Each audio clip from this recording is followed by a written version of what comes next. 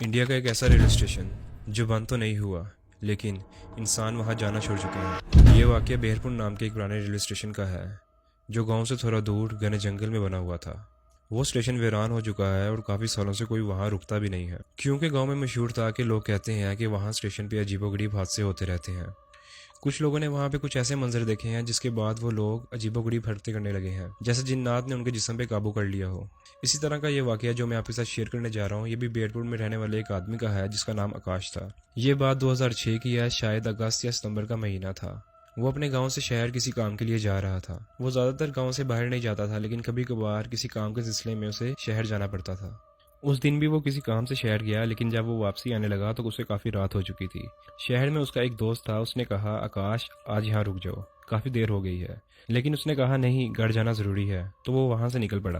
आकाश गांव के उसी पुराने रेलवे स्टेशन पर जब उतरा तो वो अकेला शख्स था जो उस स्टेशन पर मौजूद था। उसके अलावा वहां कोई भी इंसान मौजूद नहीं था। रात के तकरीबन 12:30 बज रहे थे और स्टेशन घर से काफी दूर था। तो वो स्टेशन से निकला और ऑटो रिक्शा ढूंढने लगा। आकाश ने आसपास देखा, लेकिन कोई रिक्शा नजर नहीं आ रहा था। उसके घर के लिए एक छोटा रास्ता जंगल से होकर गुजरता था, लेकिन उस रास्ते पे पक्की सड़क नहीं थी, जिस वजह से गाड़ी या बाइक उस रास्ते से नहीं गुजरती थी। वो सिर्फ पैदल चलने वालों के लिए था। उसने थोड़ी देर इंतजार किया कि कोई गाड़ी या रिक्शा मिल जाए तो वो उसमें बैठ के घर तक आ जाए, लेकिन उसको वहां पर कोई गाड़ी या रिक्शा नहीं मिला।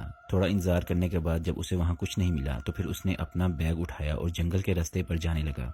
जब वो जंगल के रास्ते पर जा रहा था तो उसके दिल में एक अजीब सा डर था, लेकिन उसके पास घर जाने के अलावा कोई और चारा भी नहीं था। तो वो चुपचाप आगे बढ़ता रहा। थोड़ा दूर जाने के बाद उसको आवाज आई जैसे कोई उसके पीछे चल रहा हो। जब उसने पीछे मुड़कर देखा तो वहां कोई भी नहीं था, बस पत्तों के सरकने की आवाज थी। उसने इस बारे में ज्यादा नहीं सोचा कि शायद ये उसका वहम होगा और वो दोबारा आगे बढ़ता रहा। थोड़ी दूर जाने के बाद उसको एक जगह पर हल्की सी रोशनी नजर आई। ऐसा लग रहा था जैसे दूर फसल की तरफ किसी ने एक छोटी सी आग लगा रखी हो। उसको ये देखकर थोड़ा सुकून मिला कि उसके गांव का कोई शख्स वहां मौजूद होगा। जैसे ही वो रोशनी के करीब पहुंचा तो उसने देखा कि वहां एक शख्स बैठा है और उसके पास अजीब चीजें बिखरी हुई हैं और वो अपने मुंह में ही कुछ अजीबोगरीब बोल रहा था। उसका चेहरा आकाश को नजर नहीं आ रहा था, लेकिन जब आकाश ने थोड़ी दूरी से थोड़ा साइड पे जाकर देखा तो उसका चेहरा आकाश को नजर आ गया। वो उस शख्स को देखकर बहुत हैरान हुआ। वो शख्स गांव का वही इंसान था जिसे कई साल पहले बहरपुर से निकाल दिया गया था, जिस पर इल्जाम था कि वो गांव में काला जादू करता है। कहते हैं कि उसके वजूद से गांव का अमन सुकून तबाह हो गया था। लोग कहते थे कि उसे अपने घर के बाहर कुछ अजीबोगरीब हरकतें करते देखा गया है। जैसे रात के वक्त जब सब सो रहे होते थे तो वो चुपके से जमीन में कील ठोक रहा होता था। कील ठोकते हुए वो किसी का नाम जुबान पर बोलता था, फिर उस कील को जमीन में घुसा देता था और साथ ही कुछ अजीब चीजें अपने मुंह में बोलने लग जाता था, जैसे कोई वो मंत्र हो। उसकी घर की हालत ऐसी हुआ करती थी जैसे काफी अरसे से उसने सफाई ही ना की हो। सामने का जो घर था, उन्होंने कई बार इसको मुर्गे का सर काट कर जमीन में दबाते हुए देखा और उसके खून को घर की दीवारों पर छिड़काते हुए देखा।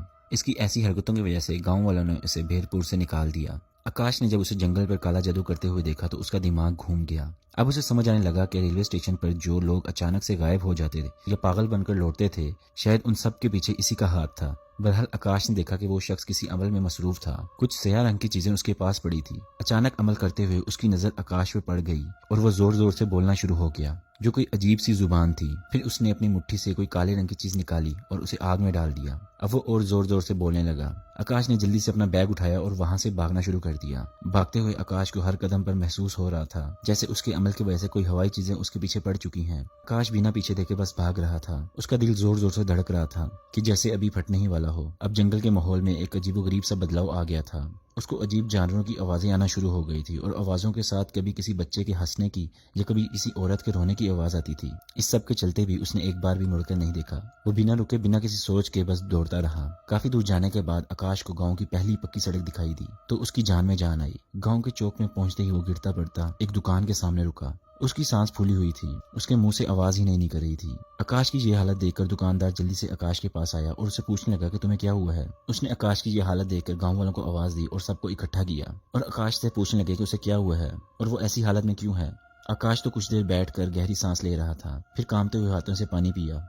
उसने फिर वो सारी बातें बताई जो उसने अपनी आंखों से जंगल में देखी थी, और उस शख्स के बारे में भी बताया जिसको कई साल पहले गांव से निकाल दिया गया था। गांव वाले इसकी ये बात सुनकर हैरान हो गए कि उसे गांव से निकाले हुए तो एक अरसा हो चुका है, जिस पे कुछ लोग कहने लगे कि वो तो पास वाले गांव में जाकर बस गया है। लेकिन आकाश की ऐसी हालत पे गांव वालों को आकाश की बातों पर यकीन आ गया, जिस पर गांव के सरपंच ने फैसला किया कि इस वक्त जंगल जाना सही नहीं है, क्योंकि उसने हवा में कोई अमल किया होगा। अभी सब लोग अपने अपने घर जाओ और आज की रात बाहर मत निकलना, लेकिन सुबह होते ही उसे पूरे गांव में ढूंढो, उसको इसी चौक में मार दिया जाएगा।